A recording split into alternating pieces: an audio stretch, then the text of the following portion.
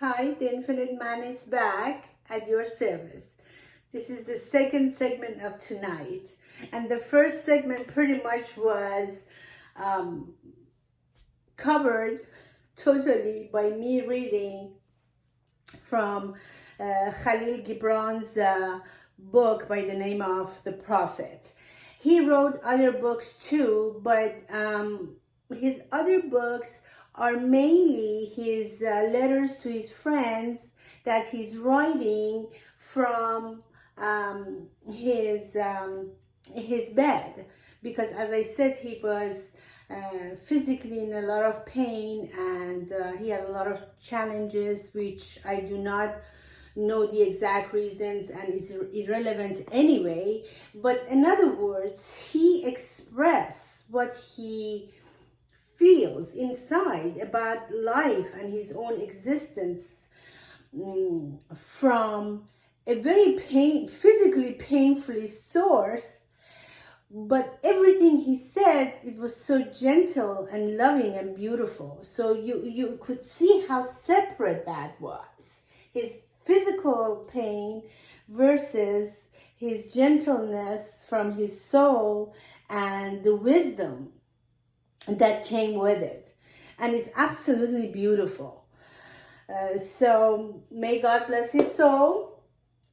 I recommend that you go and search for all of his books, but mainly start with the book, The Prophet, because the questions that those people throw at the Prophet, his answers, I believe, is the blueprint of how we need to look at life, not with our eyes, but with our heart, how to think about life and our existence and the whole big picture.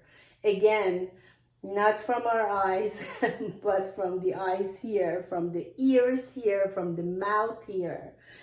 So without further ado, basically what he said about children is not to project yourself and your fears into that beautiful untouched soul and let them go, let them fly away from you, and that divine, that supreme power that is going to take care of them is going to take care of you. So we come back fundamentally to the point of total trust and faith in our God, in divine.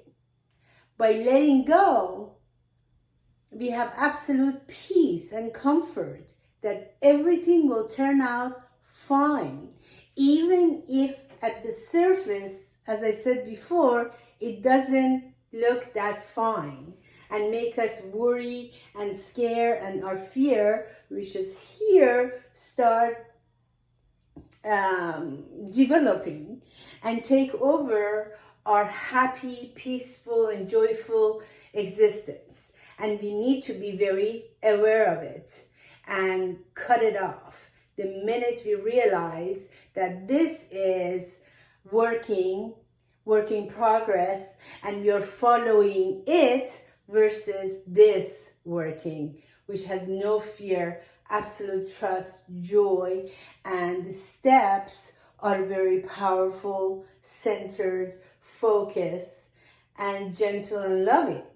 So the law of projection is very important.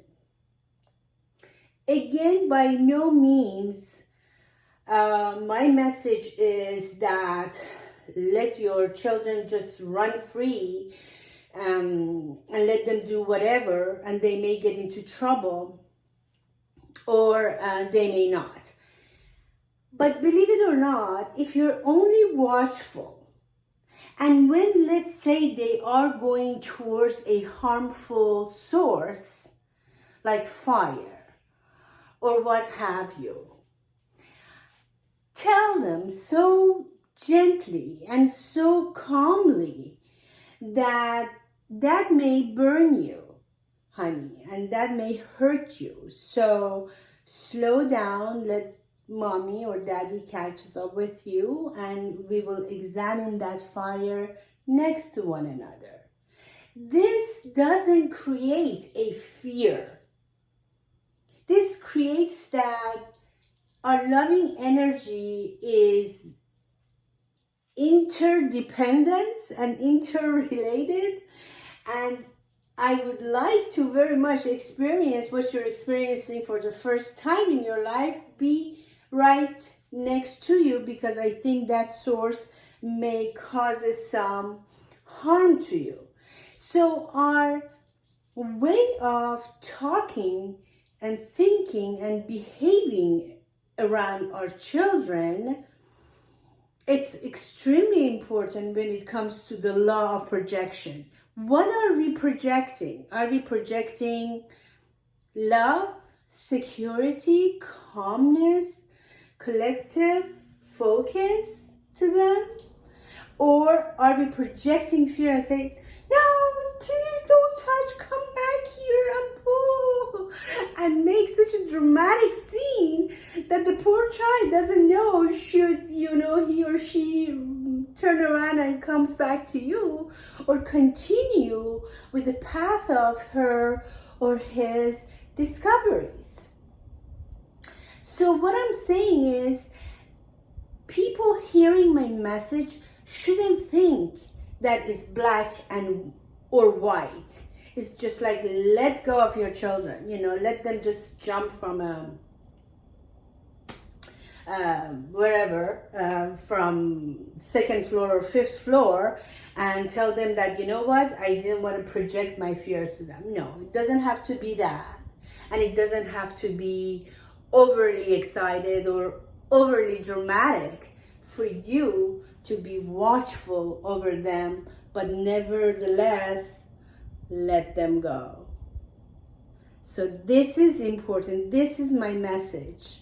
A combination of intellect, ruled and led by your soul, with the respect that that child also has already an internal soul mechanism that knows to a great extent how to save themselves.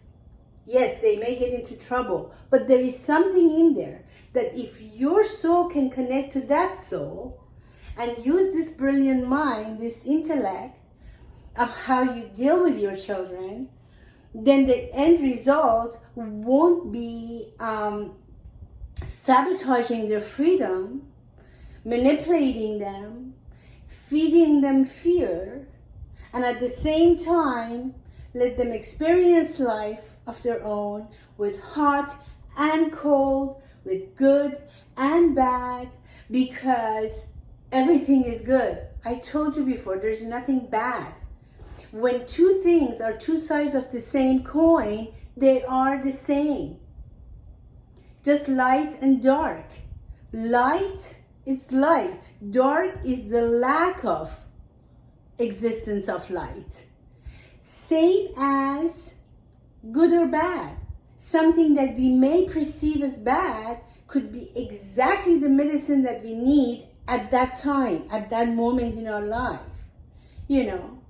And if the fire is not huge for them to get inflamed altogether, once in a while, let them burn a little. Let them feel it for themselves. Let them experience it for themselves. And you're just there with a beautiful face, with a calm and loving, open arms for them to come back and cry in your, put their head on your chest and cry their eyes out by either the physical pain or emotional pain in teenage years, but always feel safe with you, that after they are cried out and they want to turn around and move forward with life, you are not going to hold them back. You are not going to project fear. You are not going to say, I told you, So now you cannot turn around and go back to this life and experience everything on your own, because again, you may come back to me crying. No, not at all. Move forward. I'm here for you, with you, as long as I am. But the more you are with you, you're never alone. Thank you for watching. Namaste.